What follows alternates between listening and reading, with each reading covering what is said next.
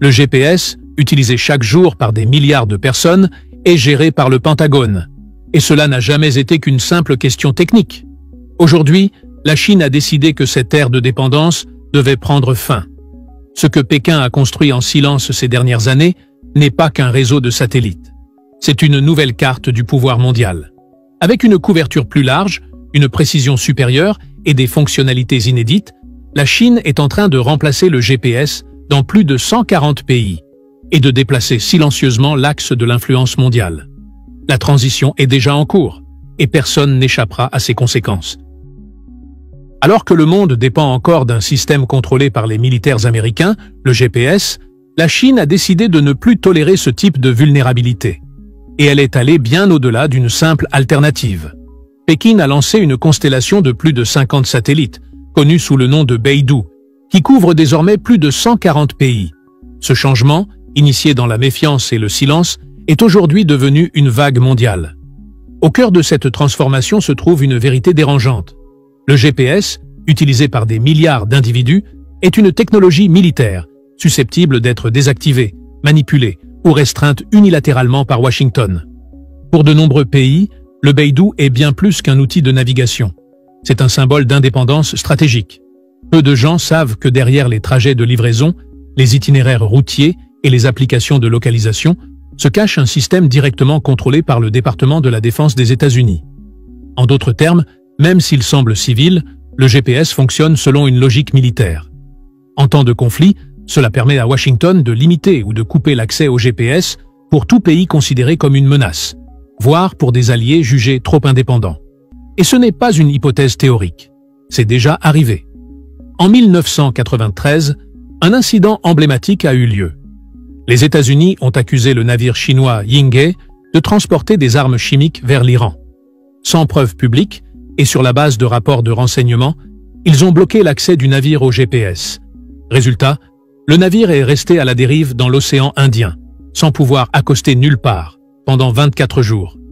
Une inspection menée plus tard par les autorités saoudiennes et américaines a confirmé qu'aucune arme n'était à bord. Mais les dommages étaient faits. La Chine a dénoncé un abus de pouvoir et exigé des réparations. Washington, quant à lui, a répondu avec froideur « Nous avons agi de bonne foi ». Cet épisode a tout changé. Pékin a compris que dépendre d'une infrastructure stratégique contrôlée par une autre puissance constituait une vulnérabilité inacceptable. C'est ainsi qu'est né officiellement le programme Beidou. Son nom fait référence à la constellation de la Grande Ourse, mais ce système n'a pas été conçu pour observer les étoiles. Il a été conçu pour assurer l'autonomie.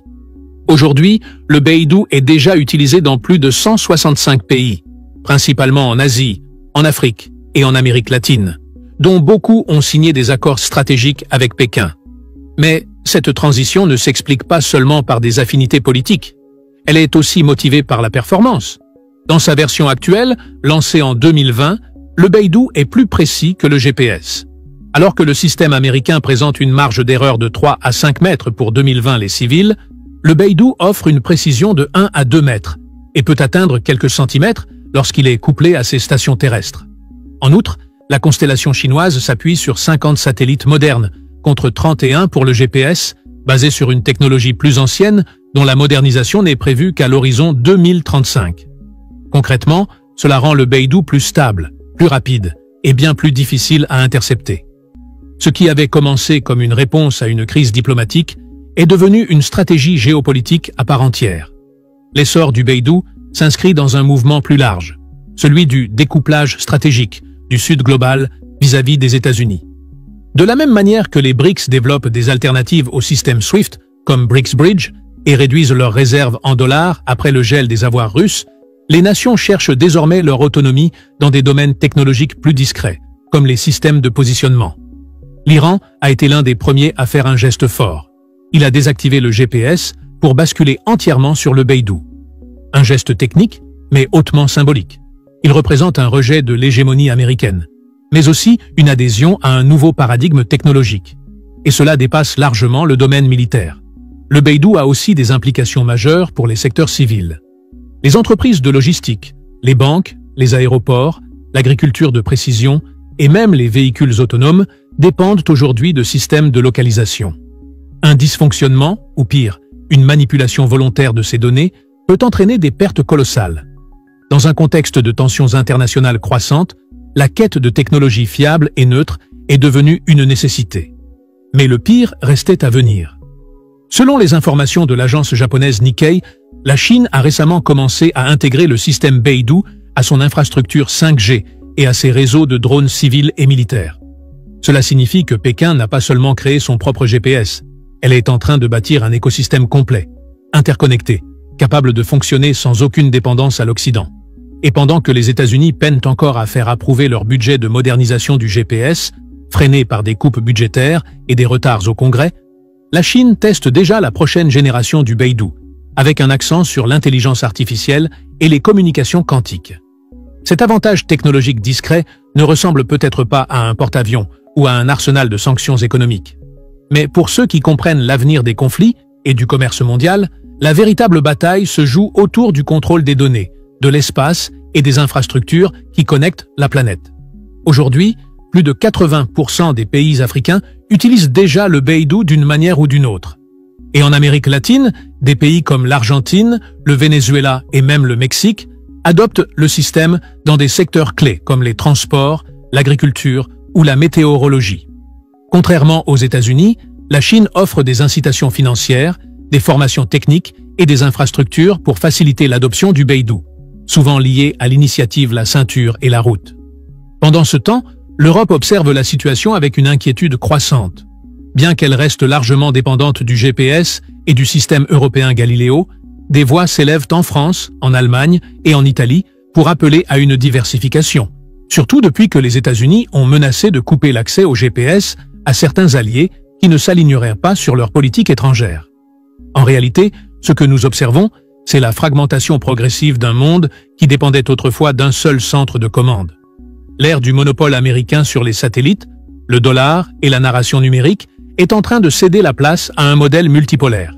Et le Beidou n'est pas juste un satellite, c'est un manifeste en orbite. Si vous êtes encore là, c'est que vous voulez comprendre les coulisses du pouvoir mondial. Dans la suite de cette vidéo, nous allons découvrir comment le Beidou permet déjà d'intégrer des économies et de connecter des zones industrielles entre l'Asie, l'Afrique et l'Amérique latine, dessinant une nouvelle carte invisible du pouvoir global. Mais avant cela, dites-nous dans les commentaires, pensez-vous que les États-Unis peuvent encore maintenir leur domination sur les satellites de la planète? Ou le vent a-t-il déjà tourné, discrètement? Alors que beaucoup considèrent encore les satellites comme de simples outils de navigation, le Beidou a prouvé qu'il allait bien au-delà. La Chine n'a pas simplement copié le GPS, elle a conçu un système multifonctionnel, capable d'opérer dans des situations où le GPS échoue totalement, redéfinissant ainsi le concept même de souveraineté technologique. L'une des fonctions les plus stratégiques du Beidou est sa capacité intégrée à transmettre des messages courts. Dans des zones isolées, sans réseau mobile ou avec une infrastructure détruite, le système permet l'envoi de messages cryptés directement via satellite. Cette fonctionnalité a déjà été utilisée dans des zones de conflit, des missions humanitaires, des opérations militaires et des situations d'urgence comme des tremblements de terre ou des inondations. Le GPS, lui, est un système à sens unique. Il fournit une localisation, mais ne permet aucune interaction. Le Beidou, à l'inverse, inaugure une nouvelle ère. Il localise, communique et connecte. Ce n'est donc pas un hasard si son adoption explose. En 2024, le secteur chinois de la navigation par satellite a généré près de 80 milliards de dollars, soit une croissance de 7,4% en un an. Aujourd'hui, le Beidou traite plus d'1 billion de requêtes de localisation par jour, un chiffre qui montre à quel point cette technologie est passée du statut de curiosité géopolitique à celui de pilier central des opérations civiles et militaires du Sud global. Des analystes qualifient cette bascule de acte d'indépendance technologique, notamment de la part de pays restés trop longtemps dépendants de l'infrastructure occidentale. Et ce constat s'est brutalement renforcé avec la récente guerre de 12 jours entre l'Iran et Israël. Pendant ce conflit, plusieurs fuites ont choqué l'opinion mondiale. Des plateformes comme WhatsApp et Instagram, appartenant à des entreprises américaines, ont révélé en temps réel la localisation d'utilisateurs iraniens. Ces traces numériques auraient été exploitées, selon des sources internationales, pour lancer des frappes précises à l'aide de drones et de missiles, ciblant des scientifiques, des responsables militaires et des membres du gouvernement. Ce moment a été un véritable ultimatum pour de nombreux pays. Tant que vous restez dépendant de l'infrastructure numérique des États-Unis, vous restez vulnérable. Il ne s'agit plus seulement d'accès à l'information, mais du droit fondamental à la sécurité. Et cette rupture avec les États-Unis ne s'est pas arrêtée à Téhéran. Un tournant inattendu s'est produit en Europe. L'Espagne a attribué à Huawei, oui, la même entreprise chinoise que les États-Unis tentent d'exclure du marché mondial, des contrats pour superviser ses systèmes de surveillance numérique, y compris ceux de son propre service de renseignement. La décision a été vivement critiquée par la presse conservatrice européenne, qui a accusé Madrid de compromettre sa souveraineté. Mais la vérité est plus dérangeante. Le gouvernement espagnol a, en pratique, déclaré faire davantage confiance à la Chine qu'aux systèmes américains, dont la proximité avec la CIA est incontestable. Et ce cas n'est pas isolé. Au Canada, le journal The Globe and Mail a publié un éditorial incisif affirmant que le pays devait se libérer des États-Unis et renforcer ses liens technologiques avec la Chine. Il y a 10 ans, une telle déclaration aurait été impensable.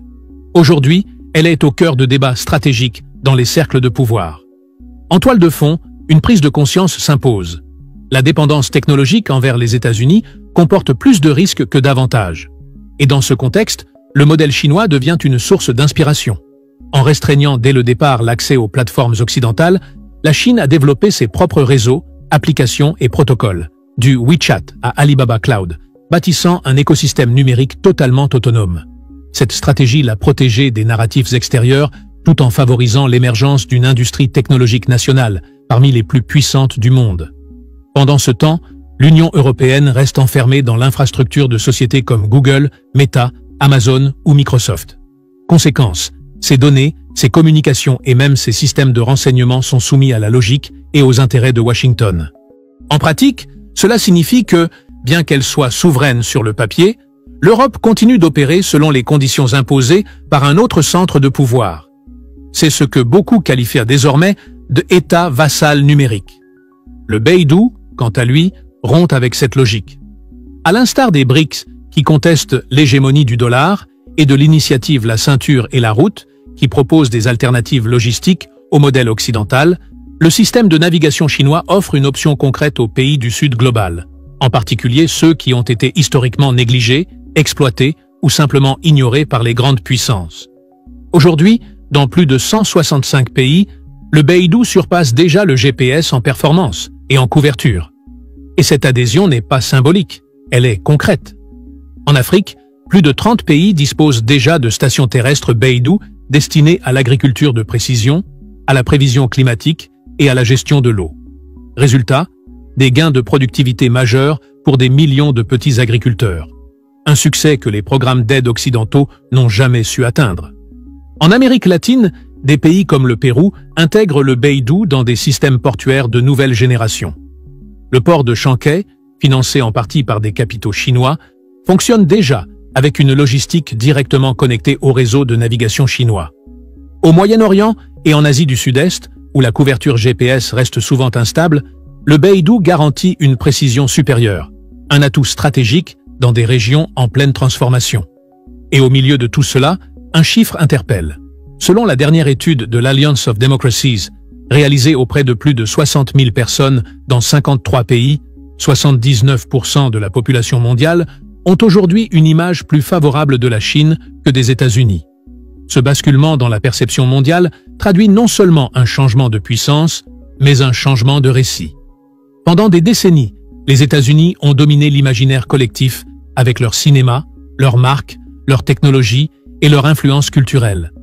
Mais ce soft power s'effondre peu à peu, affaibli par des décisions unilatérales, des sanctions arbitraires et une guerre commerciale de plus en plus impopulaire, déclenchée et amplifiée par des administrations comme celle de Donald Trump. L'Iran, par exemple, a été exclu pendant des décennies du système économique piloté par Washington, sous le poids de sanctions qui ont profondément affecté sa population. Mais avec la militarisation récente du GPS et les révélations sur l'usage de données occidentales dans des frappes chirurgicales, la décision de Téhéran de couper le GPS américain est devenue inévitable. Et avec l'ascension du Beidou, le paysage géopolitique s'est transformé. Les risques liés à une rupture avec les États-Unis diminuent, tandis que les avantages d'intégrer un nouvel écosystème technologique mondial deviennent de plus en plus évidents. Aujourd'hui, même des pays occidentaux commencent à envisager cette nouvelle réalité. La confiance aveugle dans les réseaux et plateformes américaines cède la place à une posture plus pragmatique et parfois plus audacieuse. Au final, ce que nous voyons n'est pas seulement une mutation technologique. C'est l'effondrement silencieux d'une architecture de pouvoir qui, pendant des décennies, n'a connu aucune concurrence. Le GPS, le dollar, la Silicon Valley, tous sont désormais contestés. Et dans ce nouvel échiquier, où les satellites valent plus que les chars et les données plus que le pétrole, la Chine ne se contente pas de jouer la partie. Elle en a déjà réécrit les règles. Si vous avez aimé notre contenu, abonnez-vous à la chaîne pour ne rien manquer de l'actualité géopolitique. À très bientôt dans une nouvelle vidéo d'Arbren.